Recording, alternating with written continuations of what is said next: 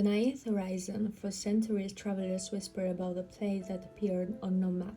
It was not a kingdom, a mountain, or an island hidden beneath the mist. They called it the ninth horizon, a dimension said to exist alongside our own, separate not by distance but by awareness. Most dismissed it as folklore. Others spent their lives searching for it. The oldest legend came from a forgotten monastery carved into the cliffs of an unnamed valley. Its walls carried an inscription translated only once. Every soul walks through many worlds. Most never notice the doors. Scholars argue that it refers to spiritual growth. Mystics believe they describe an actual dimension. Scientists who encountered the story laughed politely and moved on. Only one person refused to stop asking questions. Her name was Elian. She was not famous, gifted, or born into greatness. She repaired antique clocks in a quiet village where every day resembled the last. She loved the precision of gears and springs because they remind her that even the smallest movement could change everything, yet something always felt incomplete. She often dreamed of a sky filled with the silver constellations unlike any known to astronomy. In the dream, someone whispered only one sentence: when time becomes transparent, find the ninth horizon. Every morning she awoke with the same feeling that she had forgotten something incredibly important. One autumn evening, an elderly traveler entered her workshop carrying an ancient pocket watch unlike any she had ever seen. Its hands moved backward. Its gears turned without touching. Most strangely, the watch had no reflection in the glass. "I believe this belongs to you," the traveler said. I've never seen it." "You haven't," he replied with a smile. "Not in this life." Before she could ask another question, he disappeared into the rain. No footprints, no sound, nothing. That night the watch stopped. When its hands aligned at exactly midnight, the room dissolved into brilliant light. The walls faded, gravity softened. The stars from her dreams appeared overhead. She had crossed into another dimension, the ninth horizon. It looked almost identical to Earth. The forest breathed with glowing leaves. Rivers floated through the air before gently returning to the ground. Mountains shimmered as though carved from moonlight. But the greatest difference was invisible. Thoughts shaped reality. Fear created storms. Hope grew gardens. Compassion healed broken landscapes. Every emotion left a visible mark upon the world. Elian soon met the keepers of the horizon, wise individuals whose ages could not be measured because time flowed differently there. One keeper introduced herself as Lyra. "You believe you've discovered another world," Lyra said. "In truth, you've remembered one." "What is this place?" "It is where every possibility survives." "I don't understand." Lyra touched the surface of the lake. The water transformed into moving images. Elian saw countless versions of herself. One became an explorer, another became a musician, another lived alone in fear, another ruled an empire, another never learned to trust anyone. Every choice had created another path. The ninth horizon is not a collection of alternate universes, Lyra explained. It is the place where human potential gathers before courage transforms possibility into reality. Elian watched silently. Every dream abandoned by fear arises here. Every act of kindness creates light here. Every light creates shadows.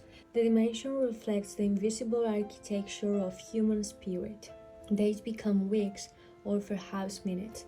Time no longer obeyed ordinary rules. The keepers taught Elian that every person unknowingly influenced both dimensions. Acts of generosity strengthened bridges between worlds. Bitterness weakened them. Hope generated energy unlike anything known to science. Love stabilized reality itself. At first, they dismissed these teachings as beautiful metaphors. Then she witnessed them. One morning, a village appeared beneath dark clouds.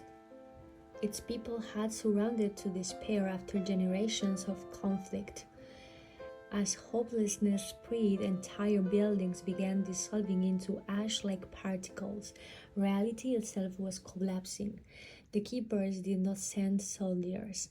They sent listeners, artists, teachers, children, musicians, people who reminded others that they still mattered. Slowly, laughter returned. Neighbors forgave one another. Old enemies planted trees together. The clouds lifted. The disappearing buildings became solid again. The village survived, not because someone defeated evil with power, because enough people chose hope over fear. Lyra smiled. Every civilization believes its greatest resource is wealth. It is not. Nor knowledge, it is not. The greatest force in existence is a human being who remembers their purpose. Years, or perhaps moments passed as Eliane learned the hidden principles governing both worlds. She discovered that courage was not the absence of fear, it was movement despite fear. Wisdom was not possessing every answer, it was asking better questions. Strength was not controlling others, it was mastering one's own reactions. Eventually, Lyra led her to the highest mountain in the ninth horizon. At its summit stood a doorway made entirely of light. What lies beyond? Eliane asked. The 10th horizon. And what is there? We do not know. You've never entered? Lyra shook her head. No, Keeper has. Why not? Because the door opens only for someone who understands the final lesson. What lesson? Lyra looked toward the endless stars, that the purpose of discovering extraordinary worlds is never to escape the ordinary one. Eliane felt disappointment. She had grown to love the ninth horizon. She no longer wished to return home. Life there felt limitless, peaceful, meaningful. Lyra seemed to read her thoughts. Every traveler reaches this point. What point? The temptation to remain where everything feels magical. Is that wrong? No, but healing that serves only yourself eventually becomes another prison. Silence settled between them. Far below, forests shimmered.